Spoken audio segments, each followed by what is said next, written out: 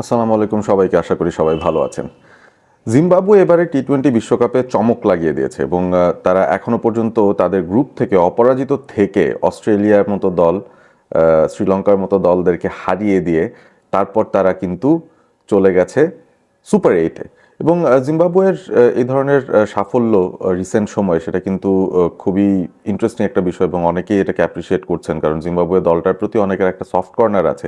একটা সময় তারা আসলে ক্রিকেট বিশ্বের নতুন একটা শক্তি হিসেবে উদয় হচ্ছিল, সেই ফ্লাওয়ার ব্রাদার্স কিংবা ওই পরবর্তীতে যখন আরও তাদের স্ট্রিক ব্রাদার্সরা, স্ট্র্যাং ব্রাদার্সরা এসেছিলেন সেই সময়টার মধ্যে যদি আমরা চিন্তা করি। বাট পরবর্তী যুগে এসে জিম্বাবুয়ে কিন্তু বাংলাদেশের চেয়েও আসলে নিচের দিকে চলে গেছে ওভারঅল। তাদের রাজনৈতিক পটভূমির কথা যদি বলি, তাদের পাইপলাইনে ডিফিকাল্টিজের কথা যদি বলি, সব কিছু মিলিয়ে it was difficult for them. But এই সময়টা এসে সিকান্দার রাজা নামক এক দুর্দান্ত ক্রিকেটারের আন্ডারে জিম্বাবুয়ে টি-20 ক্রিকেটটা বেশ ভালো রিভাইভ করছে এবং তারা অন্য ফর্ম্যাটেও ভালো খেলছে। টেস্ট ক্রিকেটেও রিসেন্ট সময় আমরা দেখছি যে জিম্বাবুয়ের একটা উত্থানের গল্প আমরা অন্তত দেখতে পাই। তবে ইন্টারেস্টিং যে বিষয়টা, যেহেতু জিম্বাবুয়ে ওয়ার্ল্ড কাপ খেলেছে এবং সুপার এইটে চলে গেছে, বাংলাদেশ কিন্তু গত 2024 বিশ্বকাপেও সুপার এইটে গিয়েছিল এবং আরেকটু হলেই সেমিফাইনালে হয়তো খেলতো। সো সেই হিসেবে জিম্বাবুয়ে বাংলাদেশের থেকে অনেক বেটার দল হয়ে গেছে, বা জিম্বাবুয়ে যা করেছে সেটা বাংলাদেশ কোনোদিন করতে পারতো না, সেই বিষয়গুলো কিন্তু আসলে একটু আমার কাছে মনে হয় যে ওভার দ্য বোর্ড আমরা চলে যাচ্ছি হয়তো। কারণ জিম্বাবুয়ে দেখেন, তারা শ্রীলঙ্কাকে হারিয়েছে, শ্রীলঙ্কাকে তো বাংলাদেশও 2024-এ হারিয়েছিল। হ্যাঁ, এনভায়রনমেন্টটা হয়তো শ্রীলঙ্কা নয়, বাট ডেফিনেটলি আমার মনে হয় বাংলাদেশ শ্রীলঙ্কাকে হারানোর ক্ষমতা রাখে অন অন দেয়ার ডে। আমরা ওডিআই ওয়ার্ল্ড কাপ বলি, টি-20 ওয়ার্ল্ড কাপ বলি, আমরা রিসেন্ট সময় কিন্তু শ্রীলঙ্কাকেই হারিয়েছি। সো সেই জায়গাটা থেকে দেখলে ইভেন শ্রীলঙ্কার এগেনস্টে লাস্ট আমরা যখন সেই টি-20 সিরিজটা খেললাম তাদের ঘরের মাটিতে গত বছর, সেখানেও কিন্তু আমরা শ্রীলঙ্কাকে হারিয়েছিলাম, সিরিজই হারিয়েছিলাম। সো সেই জায়গা থেকে আমার কাছে মনে হয় যে একটা ইন্টারেস্টিং ফ্যাক্টর এটাই হতে পারে যে বাংলাদেশ এবং জিম্বাবুয়ের এই কারেন্ট দলগুলো যদি স্টার্টিং ইলেভেনের যে দুটো দল রয়েছে সেই দুটো দলের মধ্যে আমরা কম্প্যারিজন করি যে জিম্বাবুয়ের টিমটা এখন খুব ভালো খেলছে, তাহলে আমরা একটা ধারণা পাবো যে বাংলাদেশ কোথায় বা কতটুকু পিছিয়ে বা এগিয়ে রয়েছে। টি-20 ওভারঅল র্যাঙ্কিং এর ক্ষেত্রে যদি বলি, বাংলাদেশ 9তে আছে, জিম্বাবুয়ে আছে 11তম পজিশনে। তবে যেহেতু তারা ওয়ার্ল্ড কাপে ভালো খেলেছে, আমার মনে হয় র্যাঙ্কিং পয়েন্টস তাদের বাড়বে। আফগানিস্তান যেহেতু খারাপ খেলেছে, এমনও হতে পারে তারা আফগানিস্তানের উপরে চলে আসতে পারে। আমার মনে হয় না বাংলাদেশের উপরে আসতে পারবে, বাট অবভিয়াসলি আফগানিস্তানের উপরে এসে তারা 10th পজিশনটা হয়তো ধরতে পারবে। আমরা স্ট্রেট চলে যাই সেই কম্প্যারিজনে, যেটা আসলে করার চেষ্টা করছিলাম, কারণ এটা একটা ইন্টারেস্টিং বিষয়। জিম্বাবুয়ের যে ট্রানজিশন চলছে এবং সেই সাথে বাংলাদেশেরও যে ট্রানজিশন চলছে, আমরা কিন্তু সিমিলার প্যাটার্ন একটা খুঁজে পাবো এই এই ইলেভেনগুলো যখন আমরা কম্পেয়ার করব। বাট চলে যাই সরাসরি সেই কম্প্যারিজনে, আমরা ওপেনিং স্লটটায় যাই, যেখানে জিম্বাবুয়ের নতুন সেন্সেশন ব্রায়ান বেনেট, তার সঙ্গে আমি তানজিদ তামিমকে কম্পেয়ার করতে চাচ্ছি। এবং দুজনের সিমিলার ট্র্যাজেক্টরি।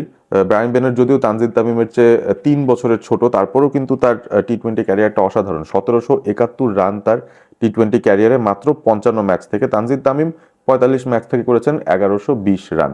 দুজনের অ্যাভারেজটা অনেক পার্থক্য। তানজিদ তামিমের মাত্র 28, আর ওদিকে ব্রায়ান বেনেটের 35.4। এবারের ওয়ার্ল্ড কাপে এখনো পর্যন্ত তিনি অপরাজিত রয়েছেন, তাকে কোনো ইনিংসে কেউ আউট করতে পারেনি।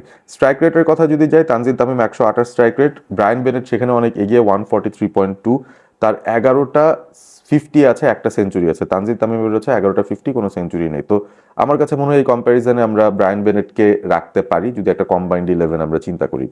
সো ব্রায়ান বেনেট তিনি জিতলেন। তারপর পারভেজ ইমনের সঙ্গে কম্পেয়ার করতে চাই তাদের উইকেট কিপার ব্যাটার তাদিয়া ওয়ানাসে মারুমানেকে। মারুমানি কিন্তু মাত্র 24 বছর বয়সে ইতিমধ্যে 64টা টি-20 ম্যাচ খেলে ফেলেছেন, যেখানে পারভেজ ইমন মাত্র 30টা ম্যাচ খেলেছেন। 30 ম্যাচ থেকে তার 21 অ্যাভারেজ, 130-এর উপর স্ট্রাইক রেট, একটা সেঞ্চুরিও রয়েছে, যেটা বাংলাদেশের পক্ষে টি-20 ইন্টারন্যাশনাল যে দ্বিতীয় সেঞ্চুরি। 607 রান তার। মারুমানির কিন্তু 1235 রান আছে, তারও অ্যাভারেজটা 20-এর উপরে রয়েছে, স্ট্রাইক রেট প্রায় 130। অর্থাৎ ইমন এবং মারুমানির মধ্যে পরিসংখ্যানগত দিক থেকে খুব একটা বেশি তফাৎ খুঁজে পাবো না। দুজনেই বাহাতি ব্যাটার। 7টা 50 আছে মারুমানির, ইমনের আছে 3টা এবং সাথে একটা সেঞ্চুরি। বাট আমি ইম্প্যাক্ট বিবেচনায় আমার মনে হয় ইমনকে এগিয়ে রাখতে চাই, কারণ ইমন অন হিজ ডে কতটুকু এক্সপ্লোসিভ হতে পারেন সেটার ব্যাপারে আমাদের বেশ ভালো ধারণা আছে, এবং অ্যাজ এ উইকেট কিপারও তিনি বেশ ভালো করছেন ইদানিংকালে। সো এই লড়াইটায় মারুমানি ভার্সেস ইমনে আমি ইমনকে রাখতে চাইছি। এরপর 3 নম্বরে আমরা লিটন দাস এবং সিকান্দার রাজার ক্ষেত্রে আসি। সিকান্দার রাজা ডেফিনেটলি আমার মনে হয় বাংলাদেশে যদি সাকিব আল হাসান থাকতেন তার সঙ্গে কম্পেয়ারেবল একটা পরিসংখ্যান হতো, কারণ সিকান্দার রাজা এই মুহূর্তেই টি-20 বিশ্বে ওয়ার্ল্ড র্যাঙ্কিংয়ে 1 নম্বরে ছিলেন। সাইম আইয়ুবের সঙ্গে তার একটু টানা হ্যাচড়া হচ্ছে, but obviously he is one of the best in the world অলরাউন্ডারদের হিসেবে যদি এই মুহূর্তে চিন্তা করা হয়।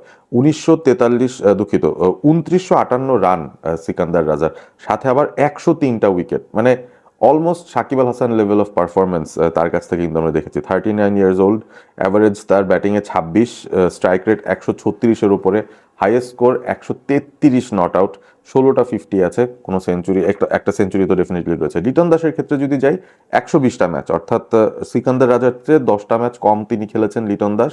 রানও তার কম, 2655, অ্যাভারেজ হচ্ছে 23-এর একটু উপরে, স্ট্রাইক রেট 127, হাইয়েস্ট স্কোর 83 এবং 50 আছে তার, 16টা, সেঞ্চুরি নেই। সো লিটন দাস এবং সিকান্দার রাজার মধ্যে আমি কিন্তু রাজাকেই পিক করছি। এরপর সাইফ হাসানের সঙ্গে কাকে আমরা কম্পেয়ার করতে পারি সেই জায়গাটা যদি আসি, সাইফের সাথে আমরা ডিওন মায়ার্সকে কম্পেয়ার করতে পারি, যিনি জিম্বাবুয়ের এই দলটার একজন টপ অর্ডার ব্যাটার। এই দুজনের লড়াইতে আমার মনে হয় সাইফ হাসানকে আমি এগিয়ে রাখতে চাই, কারণ তার বোলিং অ্যাবিলিটি রয়েছে এবং তার লিডারশিপ অ্যাবিলিটি রয়েছে। ডিওন মায়ার্স তুলনামূলকভাবে নতুন এবং তিনি ওভারঅল যে পারফরমেন্সটা এখনো করেছেন, 34 ম্যাচ থেকে 568 রান, 20-এর মতো অ্যাভারেজ, স্ট্রাইক রেট 123, আহামরি তেমন কিছু তিনি আসলে সেভাবে করতে পারেননি। সো সাইফ হাসান এই ক্ষেত্রে এগিয়ে যাচ্ছেন। এর পরের কম্প্যারিজন হচ্ছে মুসে কিওয়া ভার্সেস তাওহিদ হৃদয়। এখানে মুসে কিওয়ার জায়গায় আমি ব্রেন্ডন টেলরকেও রাখতে পারতাম, বাট মুসে কিওয়াকে রাখছি যেহেতু ফিউচার লুকিং একটা প্রসপেক্ট জিম্বাবুয়ের এই দলটার মধ্যে আছে। মুসে কিওয়া সবকিছু মিলিয়ে 39 ম্যাচ খেলেছেন, 300-র উপরে রান, 17 অ্যাভারেজ, স্ট্রাইক রেট খারাপ না, 129-এর কাছাকাছি। বাট তাওহিদ হৃদয় আমার মনে হয় যে অনেক অনেক এগিয়ে আছেন সেই জায়গাটা। তাওহিদ হৃদয়ের কথা যদি বলি, 57 ম্যাচ থেকে 1177 রান, প্রায় 28 অ্যাভারেজ এবং সেই সাথে 124-এর মতো স্ট্রাইক রেট, 5টা 50 আছে। মিডল অর্ডারে আমার মনে হয় তাওহিদ হৃদয়কে এগিয়ে রাখা যায়। তারপরে আমি মুনিয়ঙ্গার সঙ্গে কম্পেয়ার করতে চাই শেখ মেহেদীকে। মুনিয়ঙ্গা তিনিও একজন অলরাউন্ডার, ডানহাতি ব্যাটার, সেই সাথে অফ স্পিন করেন। শেখ মেহেদীও অলরাউন্ডার, তিনিও ডানহাতি ব্যাটার এবং অফ স্পিনার। সো এই কম্প্যারিজনে শেখ মেহেদীকে আমি এগিয়ে রাখবো, কারণ মুনিয়ঙ্গা এখনো পর্যন্ত তার ক্যারিয়ারটা ইয়াং। 38 ম্যাচ থেকে তিনি 367 রান করেছেন, খুব একটা ভালো স্ট্রাইক রেট নয়, উইকেটও তেমন একটা খুব একটা বেশি পেয়েছেন এরকমও কিছু নয়। তবে শেখ মেহেদী তিনি 427টা রান করেছেন তার 70 ম্যাচ থেকে, 68টা উইকেট পেয়েছেন এবং সেই সাথে তার ইকোনমিটা 6.73, তার অ্যাভারেজ ব্যাটিংয়ের খুব একটা ভালো না, স্ট্রাইক রেট খুব একটা ভালো না, সেখানে ইমপ্রুভমেন্টের জায়গা আছে। But overall I think Sheikh Mehedi is one of the better টি-20 বোলার্স এই মুহূর্তে, অন্তত মুনিয়ঙ্গার থেকে বেটার হবেন। সো তাকে আমি রাখতে চাই। তারপর আমরা দেখছি যে Ryan Burl versus Shamim Patwari. সেখানে খুব একটা কম্প্যারিজনেও যাবো না। Ryan Burl is one of the other cricketers এই জিম্বাবুয়ে দলটা, যিনি খুবই ইম্পর্টেন্ট একটা রোল প্লে করেন। তাকে আমরা খুব রেগুলারলি বিপিএলেও দেখি। ওভারঅল 31 বছর বয়সে এই ক্রিকেটারের 115টা টি-20 ইন্টারন্যাশনাল ম্যাচ খেলেছেন, প্রায় 2000-এর মতো রান, সাথে 62টা উইকেটও আছে। স্ট্রাইক রেট 125 এবং তার 62 উইকেটের যেই ইকোনমি সেটা 7.22, ভেরি গুড। এবং তার সাথে যদি আমি কম্পেয়ার করি শামীম পাটোয়ারিকে, তিনি আসলে সাদামাটা একজন পারফর্মার, অন্তত ইন্টারন্যাশনাল ক্রিকেটে এখনো পর্যন্ত তাই দেখছি। 47 ম্যাচ থেকে মাত্র 579 রান এবং অ্যাভারেজটা মাত্র 18.67, স্ট্রাইক রেট মাত্র 123। শামীমের ব্যাটিং দেখে কিন্তু মনে হয় না স্ট্রাইক রেট এত কম হবে, বাট ডেফিনেটলি একটু কমই আছে শামীম পাটোয়ারির। সবকিছু মিলিয়ে রায়ান বার্লকে আমি এগিয়ে রাখছি। এরপরে ওয়েলিংটন মাসাকাদজা ভার্সেস নাসুম, দুই লেফট আর্ম স্পিনার, সেখানে আমি নাসুমকেই এগিয়ে রাখবো। ওভারঅল তার ক্যারিয়ার স্ট্যাটস তার পক্ষেই কথা বলছে। তিনি 49টা উইকেট এখনো পর্যন্ত পেয়েছেন, ইকোনমি অফ 7.09। ওয়েলিংটন মাসাকাদজার উইকেট সংখ্যা তার থেকে বেশি নয়, একেবারে সমান সমান। তিনিও 49টা উইকেট পেয়েছেন, তবে 78 ম্যাচ থেকে, এবং তার ইকোনমিটা নাসুমের থেকে বেশি। সো ওভারঅল আমার কাছে মনে হয় যে নাসুম এখানে একটা এজ পেয়ে যেতে পারেন। Graeme Cremer versus Rishad. Graeme Cremer one of the youngsters হিসেবে শুরু করেছিলেন, অনেক দিন যাবৎ তিনি ঘোরাফেরা করছেন জিম্বাবুয়ে দলটায়, তবে আনফর্চুনেটলি খুব বেশি সংখ্যক ম্যাচ তিনি খেলেননি, অন অ্যান্ড অফ তিনি ছিলেন। রিশাদের সাথে যদি এই লেগ স্পিনারকে কম্পেয়ার করি, রিশাদকে আমি এগিয়ে রাখতে চাই, কারণ রিশাদ অন্তত গত 2 বছরে আমি বলবো যে ওয়ার্ল্ড ক্রিকেটেই আলোড়ন সৃষ্টি করেছেন। 55 ম্যাচ থেকে 71টা তিনি টি-20 ইন্টারন্যাশনাল উইকেট পেয়েছেন এবং ক্রেমারের থেকে তার ইকোনমিটি একটু বেশি হলেও আমার কাছে মনে হয় যে Rishad deserves to be there. এই মুহূর্তে তার ওভারঅল যেই পোটেনশিয়াল আছে সেই কনসিডারেশনে যদি যাই, ক্রেমারের এক্সপিরিয়েন্স ভার্সেস রিশাদ পোটেনশিয়াল, আমার কাছে মনে হয় যে এখানে রিশাদকে যে কোনো ফ্র্যাঞ্চাইজি ওভার ক্রেমার পিক করবে। ইভান্স ভার্সেস তাসকিন, এই ইন্টারেস্টিং লড়াইটা খুব একটা ইন্টারেস্টিং হবে না মনে হয়।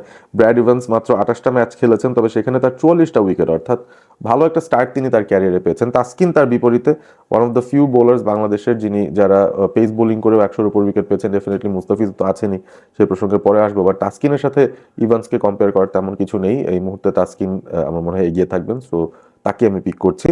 এবং Muzarabani versus Mustafizur Rahman, unfortunate, আমি যদি মুজারাবানি ভার্সেস তাসকিন কম্পেয়ার করতে, আমার মনে হয় সেখানে মুজারাবানিকেই আমরা দিতে পারতাম। তাকে আমরা আসলে মুস্তাফিজের সঙ্গে রেখেছি এবং মুস্তাফিজ ডেফিনেটলি অটো চয়েস হিসেবেই চলে আসবেন। 150+ উইকেটস এবং টি-20 ইন্টারন্যাশনালসে one of the best bowlers, বাংলাদেশের একজন X factor bowler, world class bowler, সবকিছু মিলিয়ে আমার মনে হয় মুজারাবানি অনেকই ভালো, সুপারব।